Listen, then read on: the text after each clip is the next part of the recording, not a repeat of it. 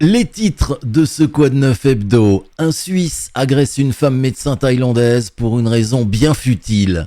Fusillade lors d'un concert de musique Isan à Ubon Ratchathani, 4 morts et 5 blessés.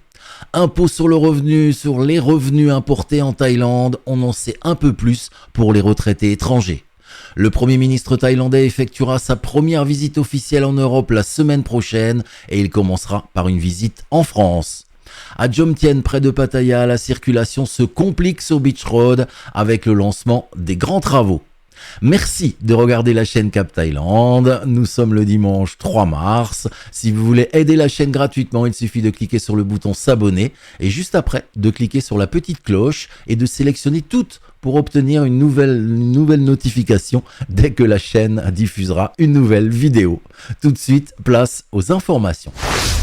Un Suisse aurait agressé une femme médecin thaïlandaise devant sa luxueuse villa de Phuket. Cela s'est passé jeudi dernier.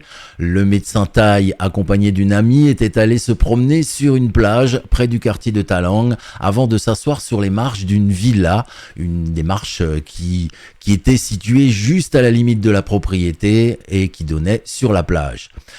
Une villa où vivait un expatrié suisse et sa femme thaïlandaise. Alors, n'appréciant pas la présence des deux Thaïlandais sur son escalier, le Suisse aurait donné un coup de pied dans le dos du médecin. L'épouse du Suisse aurait également réprimandé le médecin et son ami en les avertissant que son fils était policier et qu'elle connaissait un haut gradé de la police de Phuket. Le médecin et son ami auraient porté plainte au poste de police et ont découvert que le Suisse était propriétaire du sanctuaire des éléphants de Phuket. Depuis, le Suisse et son épouse ont donné une conférence de presse pour s'expliquer. Ils ont présenté leurs excuses à tous les Thaïlandais impliqués dans l'incident. Le Suisse a déclaré qu'il était en colère parce que de nombreuses personnes pénétraient chaque semaine sur les marches de sa villa. Au passage, suite à l'affaire, la mairie a quand même indiqué à l'expatrié suisse que l'escalier qui borde sa propriété est sur l'espace public. Il devra donc le détruire. Suite à ces excuses publiques, on ne sait pas si le médecin thaïlandais a retiré sa plainte ou pas. Plus triste, un concert de musique de l'Isan qui a mal fini à Ubon Ratchathani avec une fusillade qui a fait 4 morts et 5 blessés. Le concert se déroulait vendredi soir dans la cour d'un temple. Selon le rapport de police, un membre de la sécurité du concert avait dispersé un groupe de spectateurs qui agaçaient les chanteurs sur scène. S'en est suivi une bagarre entre l'homme de la sécurité et le groupe de spectateurs. Énervé par l'altercation, le membre de la sécurité est rentré chez lui pour récupérer une arme à feu, puis il est revenu au concert et a tiré sur le groupe de spectateurs qui l'avait attaqué. Résultat, 4 morts, dont le membre de la sécurité, et 5 blessés. On change totalement de sujet avec un dossier qui concerne les personnes expatriées en Thaïlande et notamment les retraités. Pour faire simple, depuis le 1er janvier, la Thaïlande a décidé d'imposer les revenus importés dans son pays. Ce qui ne touche pas les travailleurs étrangers, ceux qui travaillent en Thaïlande, paient déjà des impôts. Mais cela tracasse les retraités qui, eux, ne payent rien et ne déclarent rien jusqu'à présent. La plupart d'ailleurs ne vont toujours rien payer car ils sont déjà imposés dans leur pays d'origine. Néanmoins, une interview réalisée par Pedro Svalen, l'ambassadeur suisse en Thaïlande, il a interviewé un responsable du ministère des Finances. Cette interview va peut-être un peu clarifier ce dossier. Ce responsable thaï a annoncé déjà que toute personne, thaï ou étrangère, séjournant plus de 180 jours en continu ou non dans le royaume est considérée comme un résident fiscal thaïlandais. Du coup, la déclaration de revenus est obligatoire pour tout résident fiscal thaï. Et je parle bien de déclaration de revenus, pas de paiement d'impôts. Cette déclaration doit se faire avant le 25 mars de l'année et pour la première fois, pour la première déclaration en ce qui concerne les retraités étrangers, cette première déclaration devra se faire avant le 25 mars 2025 et pour la déclaration des revenus 2024. Alors, le document accepté pour éviter la double taxation, la double imposition, c'est en général l'avis d'imposition qu'il faudra traduire en thaï ou en anglais, mais dans les deux cas, il faudra que ce soit des traductions agréées. Donc en résumé, pour les retraités, notamment français, ils ne paieront pas 2 fois l'impôt sur leur pension, ou un autre revenu d'ailleurs qui a déjà été taxé dans leur pays d'origine, mais ils devront faire une déclaration d'impôt quand même. Alors pour finir, 2 conseils. Gardez, si vous êtes concerné, bien entendu, gardez tous les documents que vous recevez en 2024 concernant votre fiscalité dans votre pays d'origine, que ce soit en numérique, en PDF ou en papier. Et le deuxième conseil, il faudra au cours de l'année 2024 demander dans un bureau des impôts thaïlandais un numéro fiscal thaï qui vous servira lors de votre première déclaration début 2025. Et puisqu'on parle impôts, parlons impôts pour les Thaïlandais cette fois. L'association des banquiers thaïlandais a lancé un appel au gouvernement pour faire en sorte d'intégrer l'économie grise dans le système formel.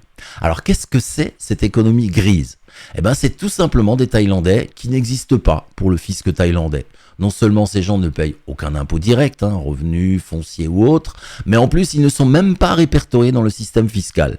Alors combien sont-ils les Thaïlandais dans cette zone grise ? Eh bien la banque annonce 20 millions d'actifs, soit la moitié du nombre total d'actifs en Thaïlande.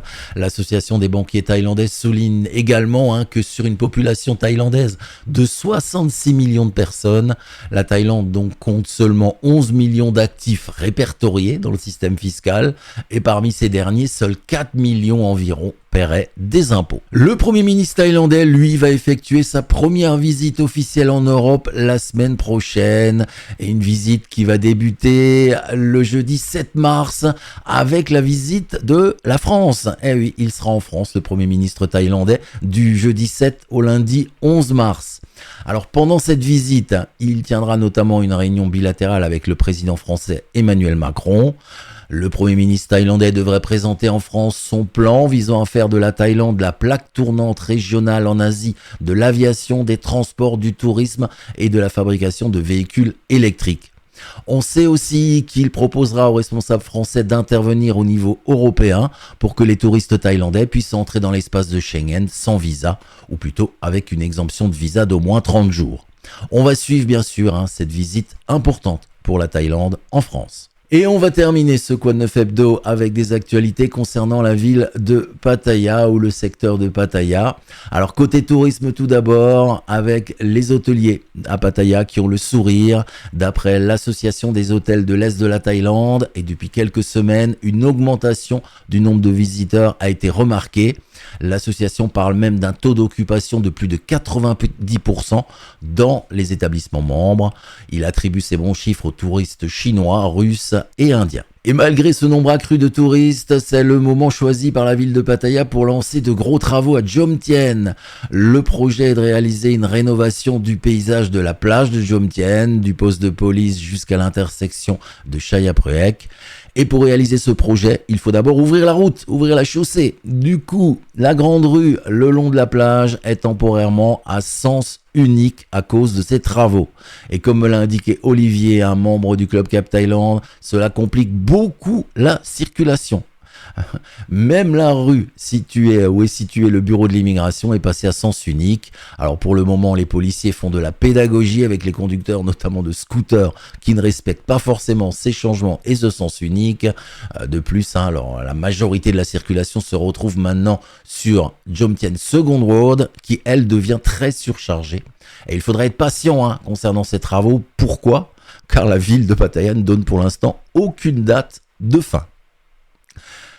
Et pour finir, on va finir avec un autre projet, grands travaux. C'est le grand stade de Pattaya. Cet équipement sportif important est prévu depuis un certain nombre d'années. Travaux stoppés longtemps, notamment pendant les années de pandémie. Alors la nouvelle municipalité a tout relancé. D'après les images derrière moi, cela commence à prendre forme. Au final, Pattaya aura un stade de 20 000 places, tout neuf. Stade de 20 000 places, tout neuf, dès qu'il sera fini. Pour l'instant, il y a encore un peu de boulot. Voilà, c'est la fin de ce Quoi de Neuf Hebdo. Je vous souhaite une bonne continuation sur la chaîne. Je vous laisse avec la météo de ces 3 prochains jours.